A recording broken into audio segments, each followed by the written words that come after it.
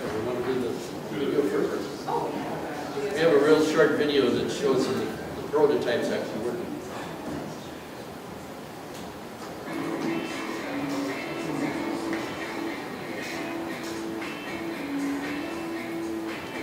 This is an all-wheel drive. It's the all-wheel drive motorcycle. Here's what kind of stuff happens when you have a conventional racing bike.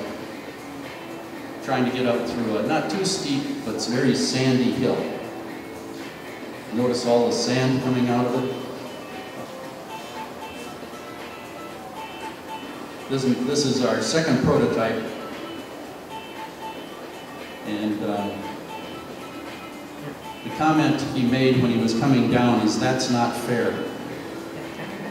The lead bike is our race bike, our third prototype, on an ice race. They run with studs on the tires. It's really amazing what these guys do. And he won the whole shot as usual, and he's out leading the pack. Here's just showing, ridden by a professional rider, showing some really stuff.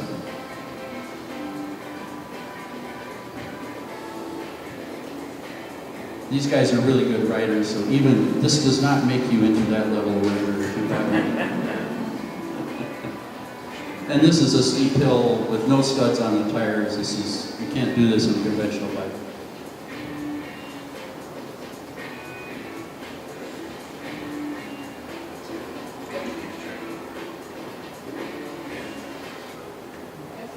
Okay. Slideshow.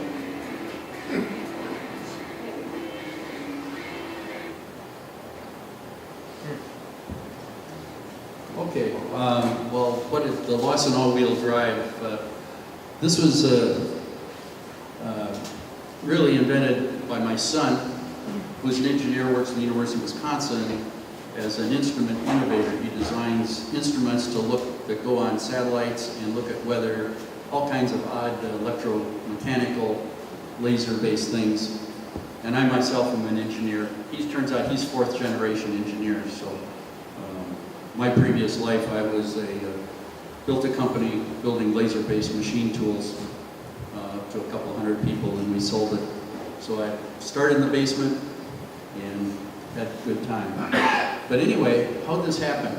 Well, Marty, being sort of a nerd, has fun looking around, and he was looking at something called hub-centered motorcycle. That's where really funny front end on a motorcycle with a huge U-joint. And then so he was surfing around a little more, and he ran into a suspension system called a Hasek. It's a dual lever arm, two-arm suspension system, and it's actually, the BMW used it on one of their bikes. It has some really nice advantages. It's called a dual lever if you go look at the BMW system. Well, a light bulb went off in his brain. You know, how these things happen, you never know, but he saw the suspension system and said, I can get a chain drive through this. And he and I are both sort of farmer engineers, we like things simple, you know, not a lot of hydraulics, electronics, just simple stuff. And really what it allowed us to do is put as much power as we wanted to the front fork, to the front wheel. It provided us with the Hasek suspension, which has a lot of variety and is a good suspension, so you can absorb bumps well. And it's made with really simple, easy to maintain components. The basic design is two roller chains and a U-joint. And if you do it right, and there is some art in there, and that's part of our patent, there's no effects of this drive to the front wheel. There's no torque steer, there's no to bounce up and down, you don't get any change in power. It's just really nice and smooth. And what this really does for someone like me, who's a new learner, is it's just a lot easier to ride the bike, because all-wheel drive allows you to steer as well as go up steep hills without having to be extremely good at balancing on the rear tire. If you notice, most of the really good riders, when they're really doing extreme stuff, that front tire hardly ever touches. But that takes huge amounts of stuff. So it's really a good solution for people who really are not into riding motorcycles as much as they want to get into the backcountry. You know, they're recreational, they just want to go see something in the mountains. Hunters have talked to me about it, outdoor enthusiasts. Ranchers like it because there's a lot of places they can't go with their conventional vehicles, and even the emergency first responders that have to go into the middle of nowhere. So, why do you need it? ATVs are really useful devices right now. You can go lots of places, do lots of things, and there's an offshoot called the side-by-side or UTV that you see quite a bit around here. But they have real problems once you get into anything that's kind of rocky or steep or whatever, as you can see from some of the pictures of things rolling down in the ravine or whatnot. Now this is kind of the normal problem you start to run into as you push an ATV into more difficult stuff. A lot of the trails are narrow, and unfortunately for hunters, antelope, deer, don't make two-track trails. They make a single track. So you would like to have something that would go down the single track. And so here's some pictures of existing rear-wheel drive bikes and how they submerge difficulty. Basically, you see an awful lot of sand being thrown. They're ridden very carefully, so it's difficult to ride. And then, of course, ATVs are dangerous. They're narrow and they're short, so they are if you look at off-road vehicle accidents, ATVs have the highest incidence of accidents of any of the vehicles. If you're on a motorcycle, you know how to fall, or you've learned to just tip over, but they tip over very easily. So I guess a side thing is if you're going to buy your kid an ATV, go have him take a safety course. It may save a little bit. So we've got the single track travel solution. It's full-time, full power, all-wheel drive. Now full-time is important. It's always pulling me along, and it's got as much power as it needs. We tend to design our bikes to have at least a third of the weight of the rider and motorcycle as its ability to pull on the front wheel. It uses traction to go over things. If you ease up to a log, it just climbs over. You can just walk up to it, give it power, and it just pops over. So, what have we done? We've done 7 prototypes. The first one, my son came up with this idea. We converted an older 86, I think it was, Yamaha trials bike, and it worked really well. We still ride it. It's kind of fun, but it's like my dad said, who was also an engineer, once you make a prototype, the janitor can tell you how to make it better. So we had a huge list of things that wouldn't work. So we have built 7 of them over the years. And the real target market is for recreational advanced riders. So what the models we have right now, the first one is the simplest, is a utility, and we have that one sitting out in the pickup truck. You can go see it. And that's a very low seat, easy to ride, has an automatic clutch, and will help it.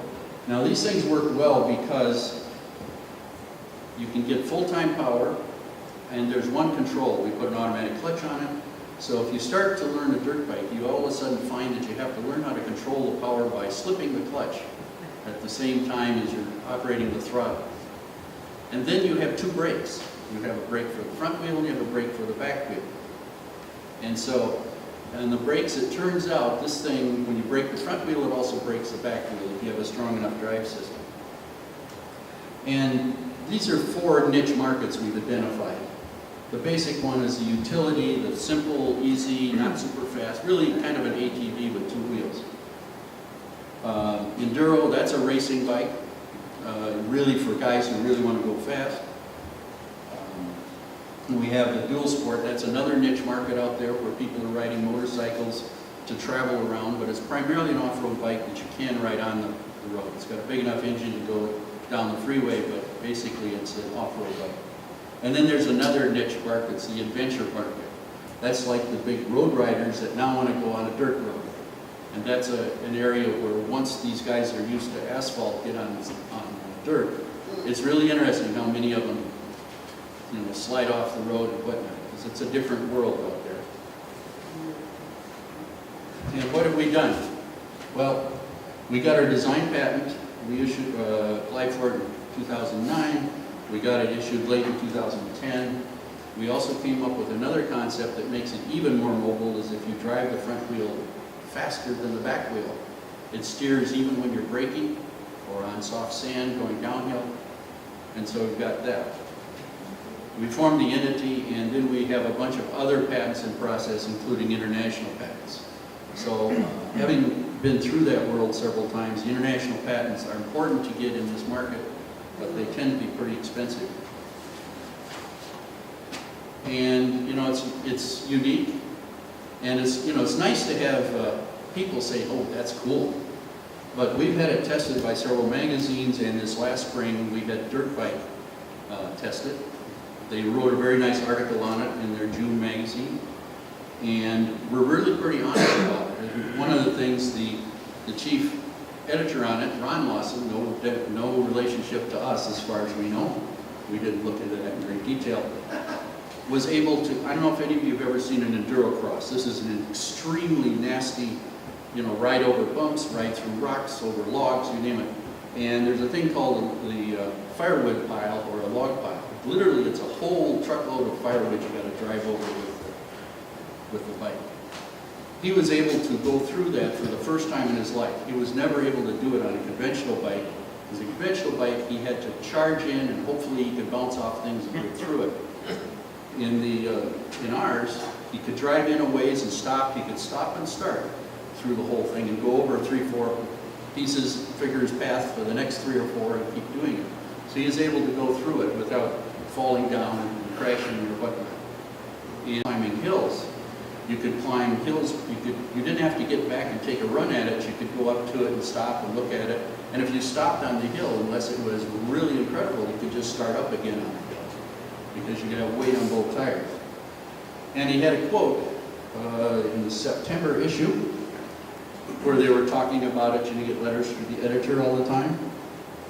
And the quote was, "The Lawson is completely different from those before it, dealing with the other competitors that are in the market. This one puts far more power to the ground and has a good suspension."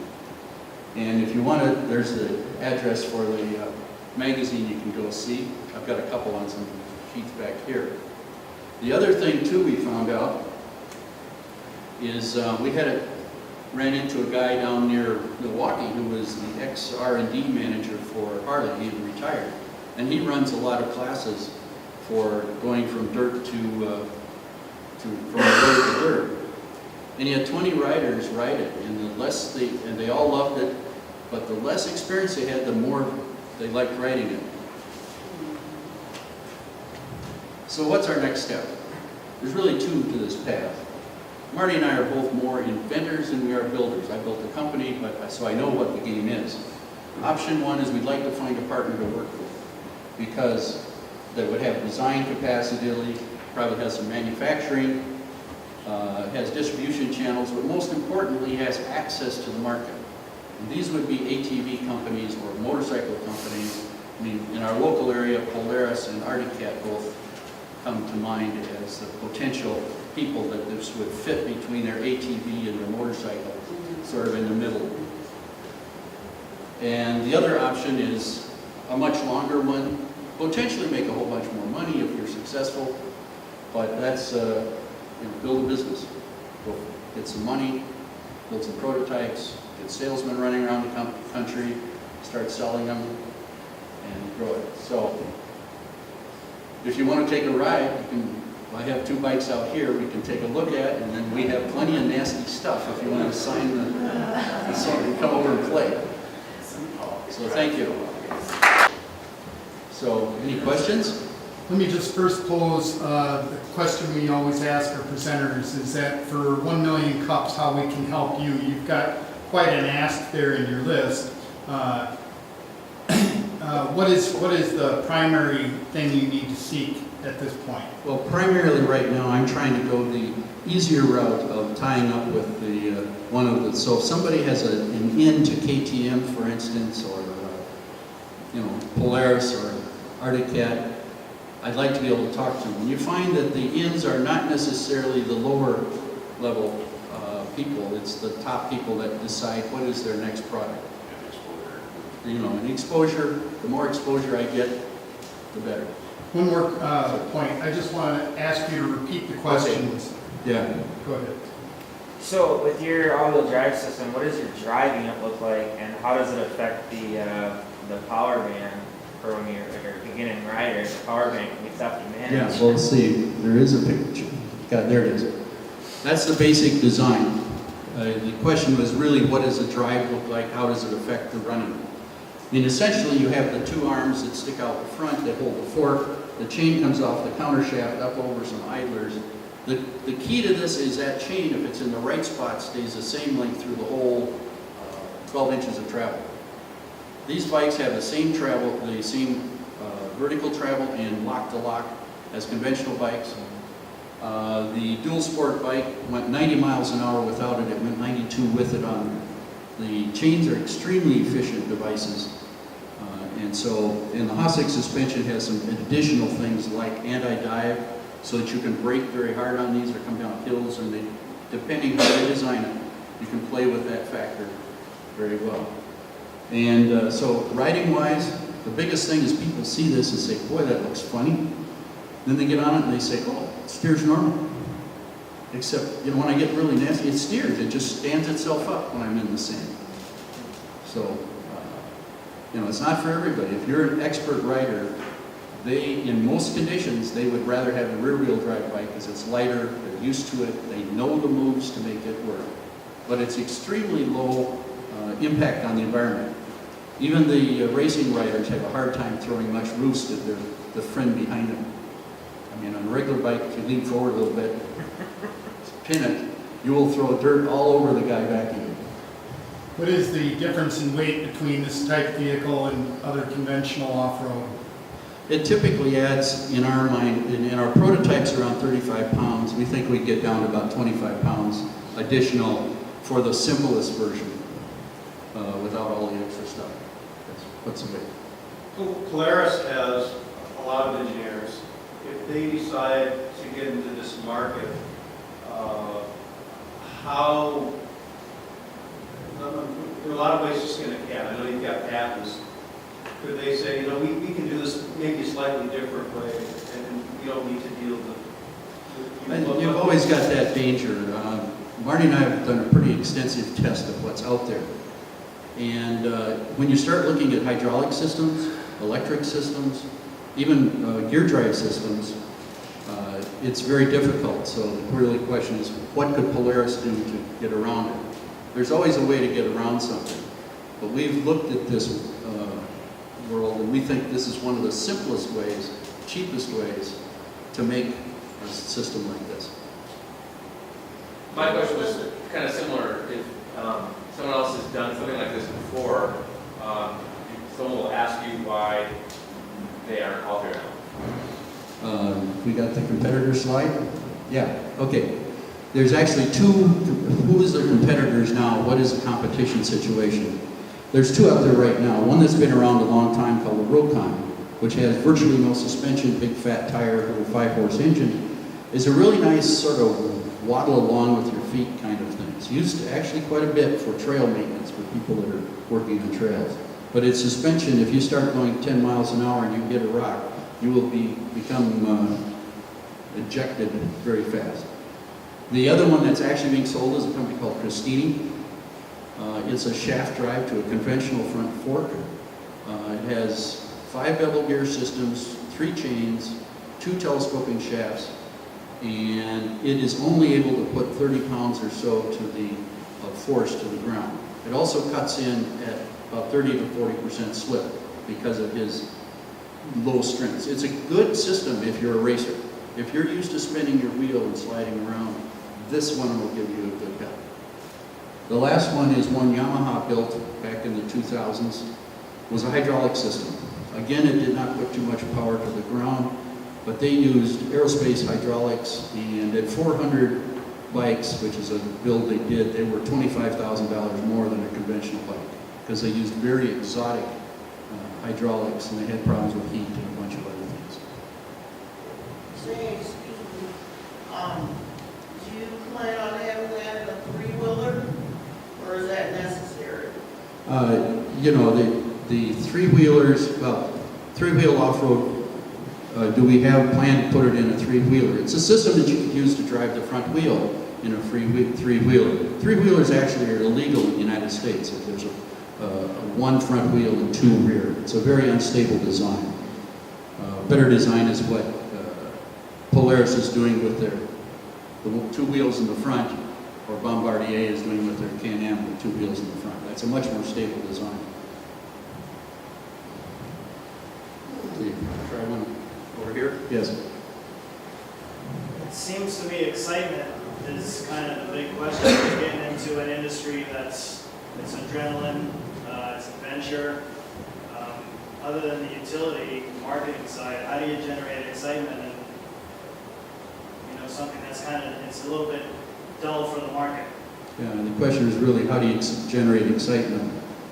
We built several of our bikes, the dual sport and the racing bike, were aimed at that market. And good riders rode them, but what we found is that good riders already know how to ride a conventional bike. They know how to coordinate the throttle and the clutch, they know how to balance. And really this is aimed at the new rider, the ATV guy who wants to go down a trail, maybe wants to go fast, but we found that that's the niche that says, yep, we'll pay $10,000, $12,000 for one of those. And then once you're good enough, you don't need the bike anymore. How do you sell that? Oh, actually, what you find, we have a number of excellent riders who have liked our bike, because it's not, they don't have to work at riding. They can just drive somewhere. So, I mean, it's like the difference between a two-wheel drive and four-wheel drive on your truck. I mean, yes, I know good guys can get a two-wheel drive truck most anywhere they want to. But is it worth the hassle when you can just flip it into four-wheel drive? So I think it's a niche market, and so that the trick is to get the niche. And you find that in general, markets that are based on excitement have big peaks and then they drop, then they die. If you look at on our lake where we have it, there's very few personal watercraft running around anymore. A lot of them sitting at the dock because you run around for a day or two or a year or so and you get tired of running around in circles. But you still see lots of fishing boats, lots of pontoons, lots of the other ones that are there for a use. And the side-by-side market is mostly a utility market. Most of the people that buy those just because they want to clean up the grass and rocks on the land. Yes, back there? How big is this niche market? We're looking at, we think the total available market's around 70,000 units a year. Turns out this is actually a pretty good size, this off-road mobility market. How big is the market? There's around 230,000 ATVs sold every year, about 400,000 side-by-sides, another 70,000 dirt bikes of various sorts. And that's about 700,000 units a year. We figure something like 10% of that is where we see it. We talk to hunters out west that would just love to have one of these that hook them to the back of their side-by-side. When they get to the end of the two-track trail, they'll use this to get to the final spot that they're hunting.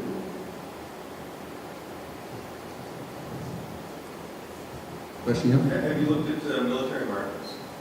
We've thought about the military market. That's a bit of a niche.